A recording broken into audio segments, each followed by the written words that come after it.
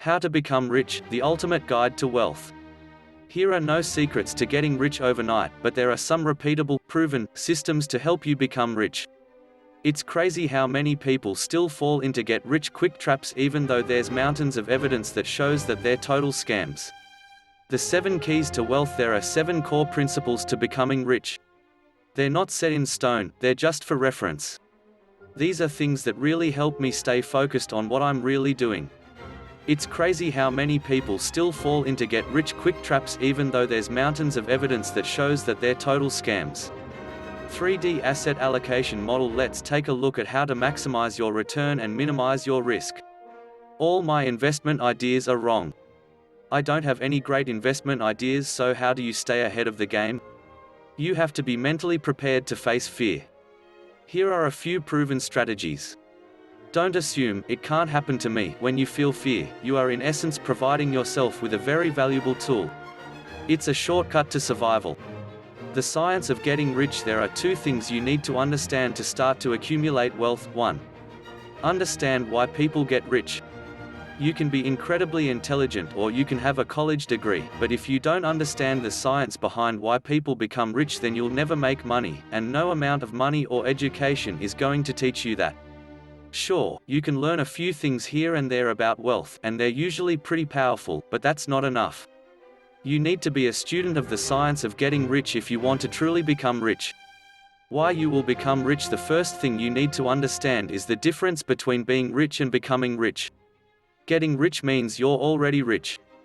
That means you don't need to do any work and you already have your wealth. The 80-20th rule: earning anything consistently requires energy and discipline. Most people don't give themselves nearly enough to be successful. And once they do, the reason they don't continue to improve is that their performance has gotten banked. They've got their points, their money, and their connections and are holding on to them.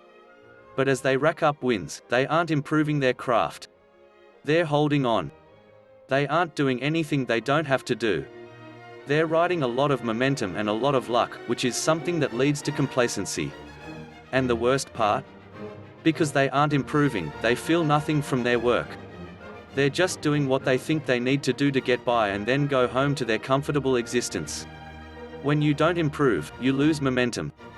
Creating wealth. The only real way to create wealth is to sell. Selling your time and services to people and companies who can afford your skill sets. I have one of the biggest case studies on this right here.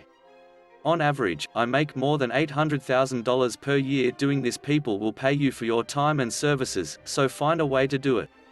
Whether it's blogging, web development, online courses, coaching, or speaking, you'll find that most people will pay a lot more for what you have to offer once they find out you're willing to give it away. Self-employment can be scary and foreign, but it's the single best way to create wealth. Here are 3 reasons you should consider starting your own business. It will drastically increase your ability to choose where you live and the work you do.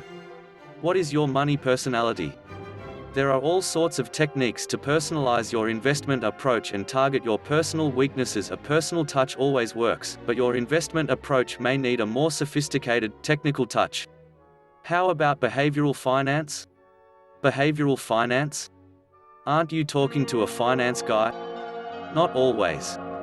Here are the 9 habits that are keeping you from being a millionaire. These 9 habits have been proven to be a money saver for Americans. The one thing every billionaire has in common: the most common mistake most people make is to spend more time thinking about where they're going and less time planning how to get there. Why you can't make money with the greatest ideas in the world. Greed is good, but that doesn't mean that all money-making ideas are good ideas. Conclusion: look, I like video games too, and I'm not hating on any sort of multitasking. But if you want to make it big with video games, then get off your ass and work hard at it. Don't put off to tomorrow what you can do today. I've been gaming for over 20 years, and I've dedicated at least 6 hours of my week to make an impact on the video games industry. I do it because I have a passion for it, and I've identified an audience that I think I can help. But this isn't just a random coincidence. This is just some of the myriad of examples in gaming where people like myself have helped foster this industry that will one day bring this industry to the mainstream.